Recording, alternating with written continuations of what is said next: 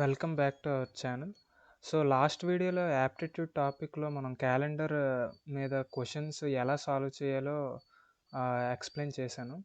So ఈ వీడియోలో ఆ లాస్ట్ వీడియోలో ఇచ్చిన లాస్ట్ 5 క్వశ్చన్స్ నేను వర్క్ కింద ఇచ్చాను.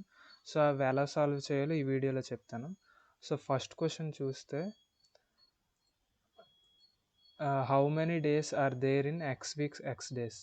సో ఎన్నైతే వీక్స్ ఉన్నాయో అన్ని డేస్ ఉంటే ఆ మొత్తం వీక్స్ ప్లస్ డేస్ కలపగా ఎన్ని నెంబర్ ఆఫ్ డేస్ ఉన్నాయని అడుగుతున్నాడు.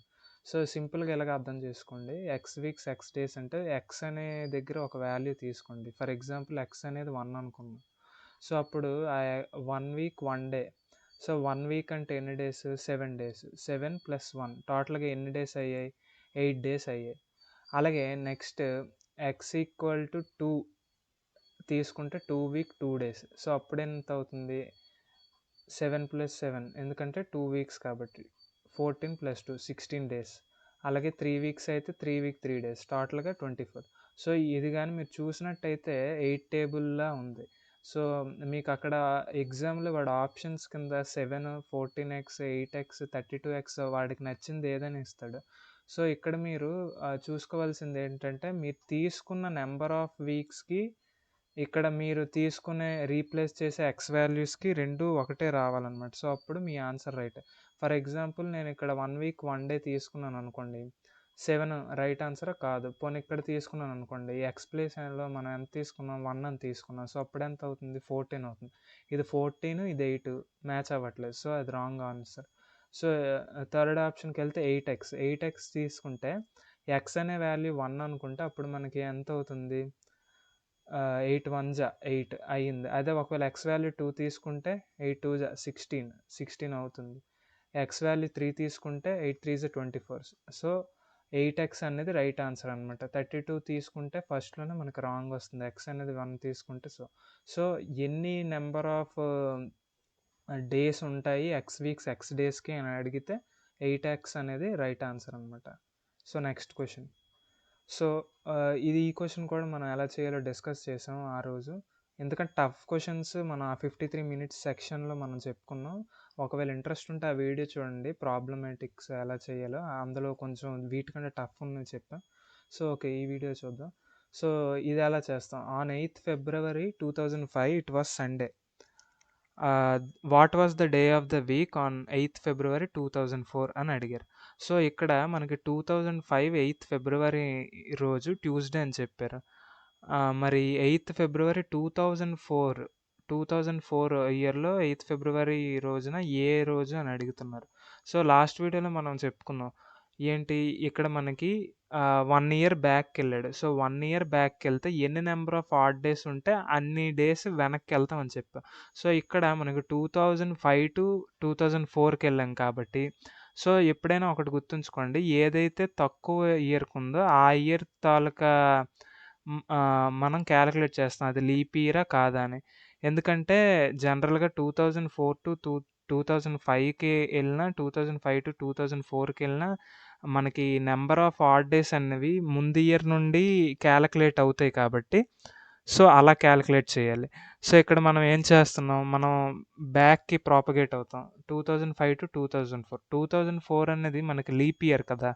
సో 2004 లీప్ ఇయర్ అయినా సరే మనం ఆ ఇచ్చిన డేట్లో ఫిబ్రవరి ఇంక్లూడ్ అయ్యిందా లేదా అనేది మనం చెక్ చేయాలి. సో ఇక్కడ మనం చూసినట్టయితే ఫిబ్రవరి ఇంక్లూడ్ అయింది. సో ఇప్పుడు మీరే ఇమాజిన్ చేసుకోండి, 8th February 2004 నుంచి 8th February 2005కి ఇక్కడ మనం చూడండి 2004 8th Februaryలో మనకి ఎక్స్ట్రాగా 2004 అనేది లీప్ ఇయర్ కాబట్టి ఎక్స్ట్రాగా ఒక డే అనేది మనకి ఫిబ్రవరిలో ఉంటుంది 29th కదా. సో ఇప్పుడు ఆ 29 వల్ల జనరల్గా ఆర్డినరీ ఇయర్కి ఎన్ని నెంబర్ ఆఫ్ ఆడ్ డేస్ అని మనం చెప్పుకున్నాం? 1 ఆడ్ డే. సో ఇక్కడ 2004 అనేది లీప్ ఇయర్ కాబట్టి 2004 టు 2005 మనం చూసినట్టయితే 1 ఎక్స్ట్రా డే వస్తుంది కదా. So number of odd days ఎన్ని అవుతున్నాయి ఇక్కడ మనం చూస్తే 2004 నుండి 2005 మీరు తీసుకున్న 2005 నుండి 2004 మీరు క్యాలిక్యులేట్ చేసిన నెంబర్ ఆఫ్ ఆడ్ డేస్ అనేది మీకు 2 ఆడ్ డేస్ వస్తాయి. సో, ఇక్కడ మనకి 2005 8థ్ ఫిబ్రవరి ట్యూస్‌డే అని డేటా ఇచ్చేసాడు. So, 2 odd days. ఇక్కడ మనం ఏం చేస్తున్నాం 2005 డేట్ ఇచ్చేసాడు కాబట్టి మనం 2004 డేట్ అడుగుతున్నాడు. సో, 2005 టు 2004కెళ్తాం. అంటే బ్యాక్‌కి ప్రాపగేట్ అవుతాం. సో, 2 ఆడ్ డేస్ బ్యాక్‌కెళ్తే ఏమవుతుంది?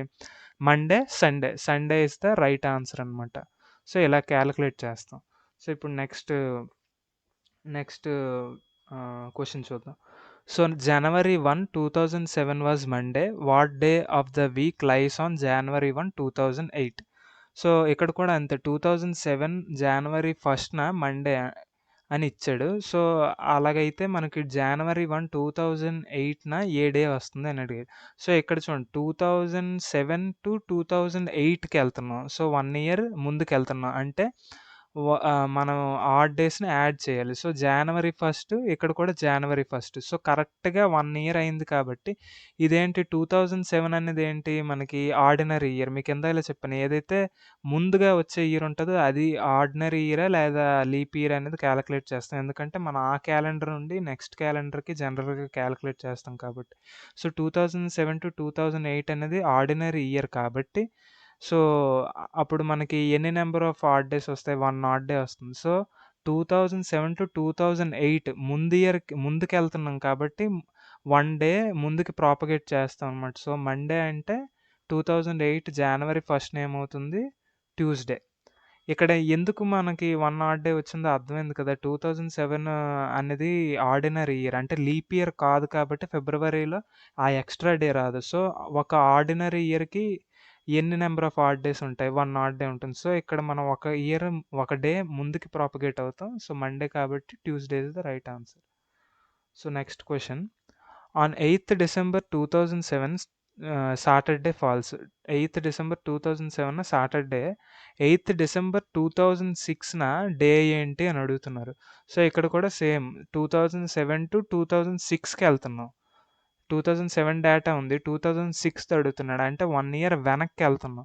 సో, ఇక్కడ ఇందాలే చెప్పాను. మళ్ళీ ఏదైతే ఫస్ట్ ఇయర్ వస్తుందో ఆ ఇయరే మనం క్యాలిక్యులేట్ చేయగలం. ఏది ముందు ఇయర్ వస్తది? 2006. 2006-2007 ఎళ్తాం కాబట్టి ఈ 2 డేట్స్ సేమ్ కాబట్టి అదొక 2006 అనేది నార్మల్ ఇయరే కదా! So, 2006 eighth December to 2007 eighth December అనేది ఒక నార్మల్ ఇయర్ అనమాట.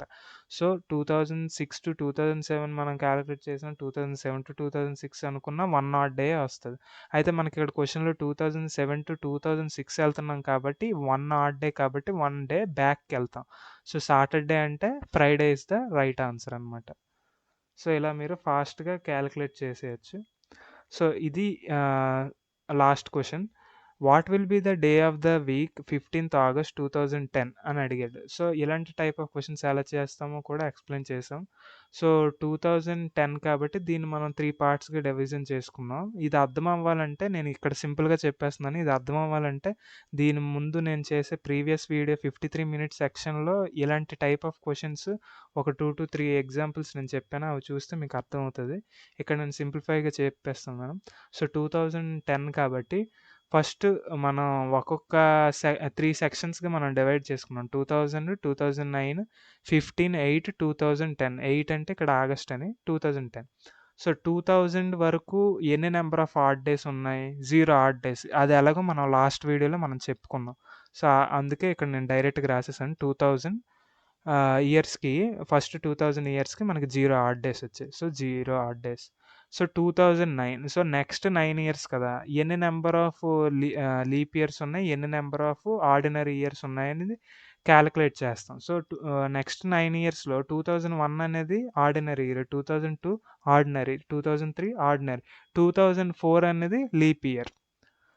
మరి అది ఎలాగా లీప్ ఇయర్ అందరికీ తెలుసు. ఒకవేళ తెలియకపోతే లాస్ట్ వీడియో చూడండి. 2008 అనేది కూడా అలాగే లీప్ ఇయర్. బై 4తో డివైడ్ చేయండి. మీకది డివిజిబుల్ అయితే అది లీప్ ఇయర్. సెంచరీ ఇయర్స్ కాకపోతే. సెంచరీ ఇయర్స్ అయితే అవి మనకి లీప్ ఇయర్స్ కావు. అదే 4th సెంచరీ ఇయర్స్ అయితే మనకవి లీప్ ఇయర్స్ కింద వస్తాయన్నమాట. సో, 2004, 2008 అనేవి లీప్ ఇయర్స్.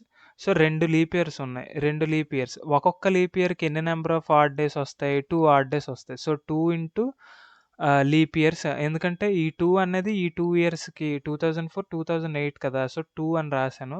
ఇవేంటి లీప్ ఇయర్స్ కదా! లీప్ అని రాశాను. సో, 2 2జా 4. అలాగే ఎన్ని నంబర్ ఆఫ్ ఆర్డినరీ ఇయర్స్ ఉన్నాయి ఈ 9 ఇయర్స్‌లో 2009 వరకు? 2001, 2002, 2003, 2005, 2006, 2007, 2009. సో, టోటల్‌గా 7 ఆర్డినరీ ఇయర్స్ ఉన్నాయి. So, 7 into 1 7. 4 + 7 11 odd days. So, 2009 next 9 ఇయర్స్‌లో వచ్చిన ఆడ్ డేస్ కూడా మనం కాలిక్యులేట్ చేసాం. అది పక్కనుంచండి. సో, ఇప్పుడు 2010లో ఈ జనవరి నుండి టోటల్‌గా ఆగస్ట్ వరకు ఎన్ని నంబర్ ఆఫ్ డేస్ ఉన్నాయి ఫస్ట్ కాలిక్యులేట్ చేస్తాం. సో, జనవరి నుండి ఆగస్ట్ వరకు ఎన్ని నంబర్ ఆఫ్ డేస్? 31, 28 ఇలాగ యాడ్ చేశాను. ఇక్కడ మనం ఫాస్ట్‌గా కాలిక్యులేట్ చేయడానికి ఏం చేస్తాం అంటే మల్టిప్లికేషన్ చేస్తాం. సో, ఎన్ని నంబర్ ఆఫ్ 31s ఉన్నాయి? 1, 2, 3, 4. So, 4 31s 124. ఎన్ని నంబర్ ఆఫ్ 30s ఉన్నాయి? 30, 30 రెండున్నాయి 60. 2 30s 60.